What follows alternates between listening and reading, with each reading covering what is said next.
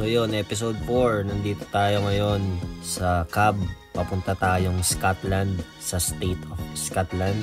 So paglapag ko ng Belfast several days, nag-prepare na ako papuntang Scotland para sa Skill and Blaze. Ito yung una kong battle dito sa UK. Bale, sumakay ako ng eroplano sumula dito sa Belfast papuntang Scotland. 1 hour plane ride. Mabilis lang, parang Boracay to Manila lang to. So, trivia lang, ang Great Britain ay consist ng 3 bansa, England, ang Scotland at ang Wales. Pero pag sinabi nating United Kingdom, kasama dyan ang Northern UK, ang Belfast at ang Londonderry. So, yan. So, welcome to Scotland.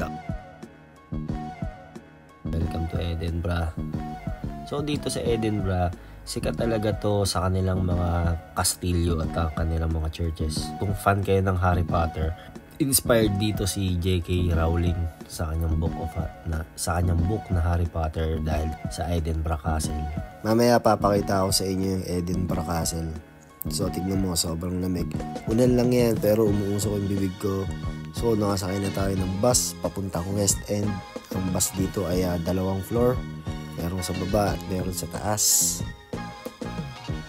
So, ayos. Solid ang transport dito. At sobrang lamig talaga. 4 degrees ang lamig ngayon. Grabe talaga. At yung ulan, para kang binubuhusan ng yelo. So, pagbaba natin dito, naghanap na ako agad ng pag-i-stay ako. Naghanap na agad ako ng hostel or hotel na pwede kong pag-i-stayan kasi ang hirap makahanap talaga sa online. So, tatry ko talagang maghanap ng manually or ng walk-in. Maghahanap talaga ako ng walk-in dito sa lugar na to. Hopefully, makahanap ako.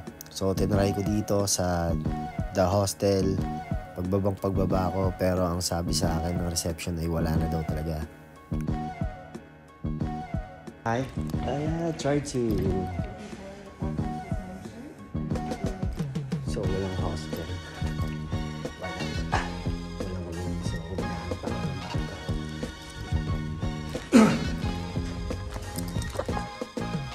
Wala daw.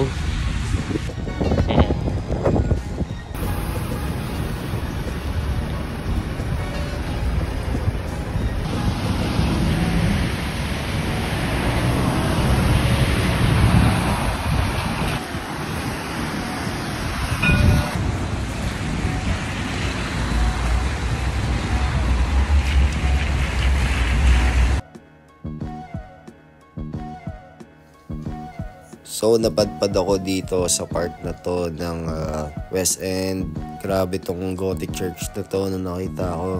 Papunta dun sa bagong hotel na pag-i-stayan ko sana. So, huminto muna ako dito dahil sobrang lakas ng ulan at kailangan ko mag-toilet. Success naman at nakakita ako ng toilet dito. Sobrang amazing talaga itong lugar na to. Para ka talaga nasa movie. By the way, dahil malakas ang ulan, tamang dasal muna din ako dito. Tamang pasalamat.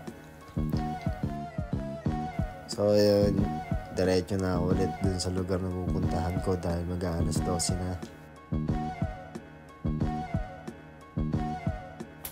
So, ito yung castle, Edinburgh Castle. Nasa tuktok siya ng bundok. So, dito na ako malapit. May mga spot dito. So, tignan mo naman to. Harry Potter talaga yung vibe.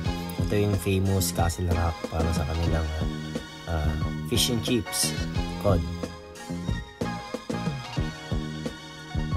Sobrang ganda. Para ka talagang nasa movie. Para siyang movie set talaga yung vibe nitong Edinburgh, Scotland, diba? So, nandito na ako sa loob. Sakto lang ang dating ko. Bukas yung part 2, episode 5. A-upload ko bukas. Kita-kits!